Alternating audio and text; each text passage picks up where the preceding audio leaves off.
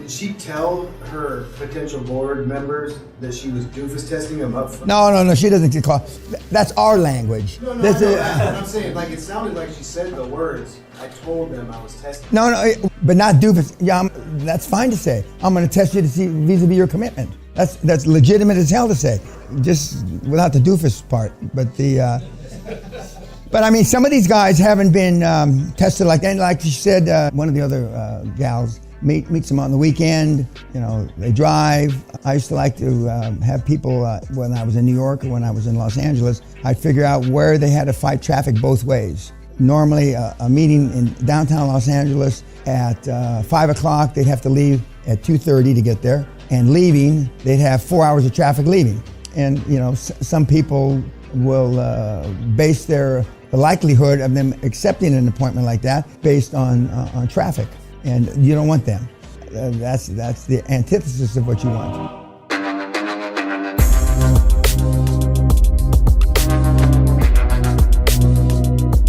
The takeaways is to give you a spread of not the last seminar, but the next to the last seminar, and where they are. Questions or any comments? Yes, ma'am. Do you know how she's rating her board's performance? Yeah, return of messages in 36 hours is one. The other is comments on her updates, either comments or no comments. She's also rated based on she's reached out to them, connections or introductions to the Big Four. She should have done that earlier. You shouldn't have waited until after until somebody kicked her teeth in to do it. She should have done it earlier, but she's doing it now. Go ahead. Did she tell them when she brought them on board that she would be rating them and exactly how? She didn't tell them how. She told them subsequent to that. But I mean, the fact is, because I told her that the women either fall into two categories doing this. They're underestimated by the other guys, the board, just because that's the way life is. Okay, and if you don't want them to underestimate you, you gotta know that they're going to be accountable from the beginning. In the very beginning, like she said, she wasted time. She didn't make them as accountable. Then there's a common thread in all these. Then they get tough. Something happens to piss them off. You. They're insulted. You're taken for granted. However you want to cut it. Every single person you've heard so far, then they get tough because they realize that things aren't going the way me said they should go. And the only reason for it not going the way as described is because you're doing something wrong. Not 99, but 95 times out of 100, that something wrong is you're not pressing hard enough. It's a combination of having the energy and enthusiasm, which she's got all that, as you can tell, but she didn't press hard enough. And now this Garcia, do you have the balls? That's a pretty ballsy thing for a little shit like her to say. Not for me to say, or maybe for some of the guys in this room to say, but for her to say to a seasoned CEO, you got the balls to do this and not leave. Most of you in this room wouldn't do that. So she did, but now they're even more accountable because she was working a few days a month, and she got pissed off at that. I can be doing QLA in those 5 days a month, so she quit that. There was another, yeah. So do you think she should have turned to her board sooner? Oh yeah, absolutely. The resistance of the economy? Absolutely. She's got 2 big-time accountants on the board, or retired big-time accountants. She should have. Would you just go to the board straight away and say, I want to get on board a good accountant and law? Well, they already know that.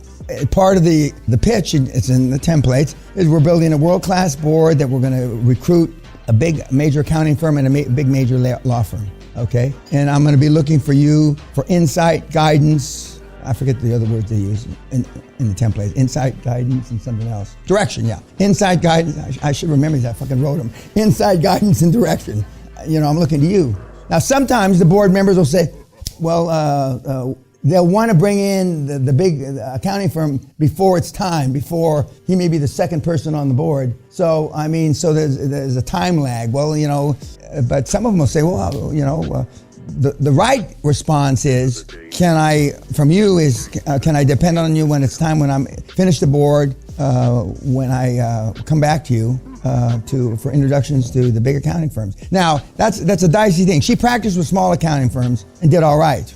But small accounting firms, the 20th largest accounting firm isn't Big Four. And they ask different kind of questions. And the main reason they ask different kind of questions is they have different kinds of liability.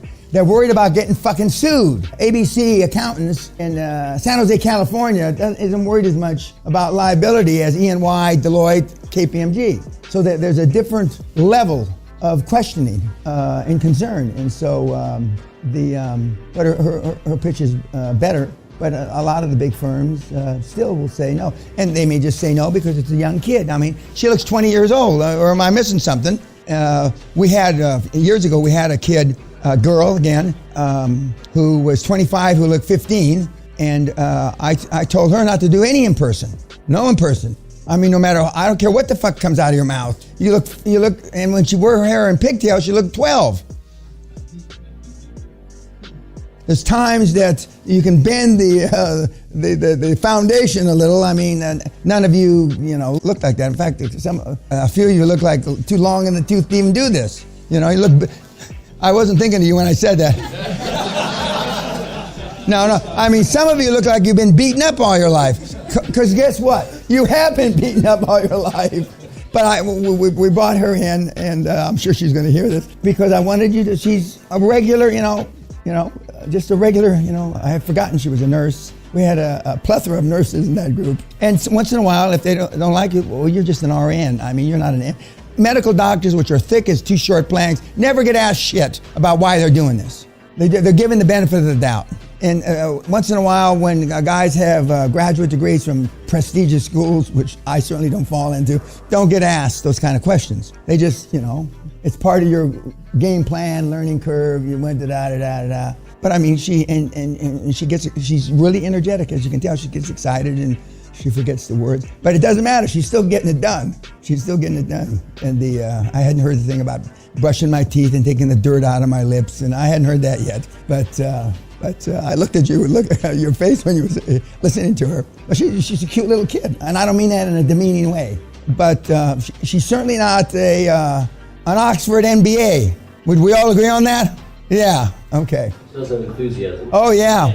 I used to suffer from a thing, I think it was part of my ADHD, that the words didn't come out of my mouth as fast as my brain thought they were. And so there was kind of like a time lapse for me when I was in my 20s and early 30s. I could tell there was a time lapse, but you couldn't.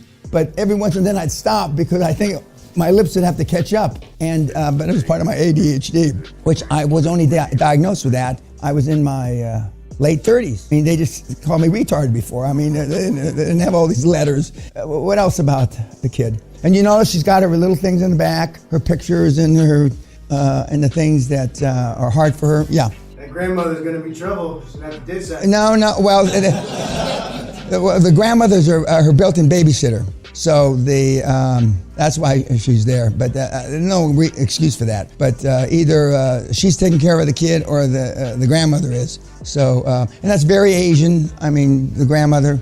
But I wouldn't have taken her to the rose dealer. No, I would have left her at home with the kid, But you're right, otherwise you gotta ditch that bitch. But she's a good kid. She's, like she says, she's all in. And I remember when she sat back there and I said, are you standing up or sitting down? Because she is little. But what else about her? Very optimistic. Yeah. Well, I mean, the alternative is not being optimistic, and guess what? Then your subconscious will figure out a way for you to step on your dick. And her husband is very supportive now. But and some of the times what happens is when a gal makes this happen, and then the guy, and she makes a bunch of money, and even though it's their money, it's her money. And a lot of guys' egos can't take that. So I hope Sally makes $1 billion this afternoon. I can take it, no problem. Yeah, I can handle it, honey. Don't worry about that. Yeah, and that's why I don't care if she carries the money. She signs everything. Nothing's in my name. It doesn't bother me. My ego's plenty big. I don't need that part of it. But and she slipped. Had a couple of board members got rid of, and a couple of her choices maybe in the beginning weren't so good because they were the first time she's ever made choices. When does a registered nurse make choices of putting a 55-year-old guy being CEO of a startup? Never, other than with this program. Never. And she's she's hustled through it, and like I tell her, she make up for what you don't know with your enthusiasm.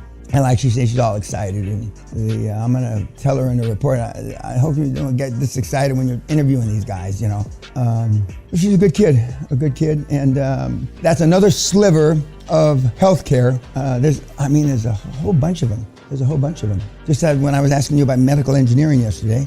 Anything else about questions about her, the process? Yes, sir. It seems that she was, from what she was describing, it's important to really pitch the board hard on the vision, make sure they're bought in. Absolutely. I mean that's that goes without saying. I mean, you are the reason they're there. Your vision, your enthusiasm is the reason they're there. That group enthusiasm, remember, you're the cheerleader, you're whatever you want to call yourself for that board. And you want them to look at you, male or female, and say, well, hell, that's the kind of enthusiasm I used to have. And most of these guys and gals did have that enthusiasm when they were younger. I'm an anomaly that I still have the enthusiasm, but by the time you're between his age and my age, I mean, you lost that. You know, you lost it. And sometimes even from your age to my age, you've lost that enthusiasm. But it can be reignited in these guys and gals, and it's reignited through you. And just looking at it in a vulgar way, they're gonna, not quite a free ride, to make potentially a few $1 million for, 5 or 10 hours a month. Christ, that's better than a poke in the eye with a sharp stick, for sure. Even Nigeria, Anything else about the young lady? Yes, ma'am.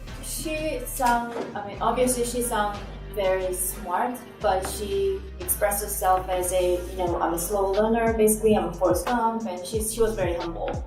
Well, that's partially Asian. That's also partially, she does feel like she's blessed. She's very religious, in case you hadn't figured that out yet. And she feels that, this is her time, and she's one of the ones who wants to go back and save the world and that kind of thing, which I will not confirm nor deny, but I have no plans on saving the world. That's the one thing I will confirm, that I'm not going to do that. Yes, sir. Did she tell her potential board members that she was doofus testing them up front? No, she doesn't get caught.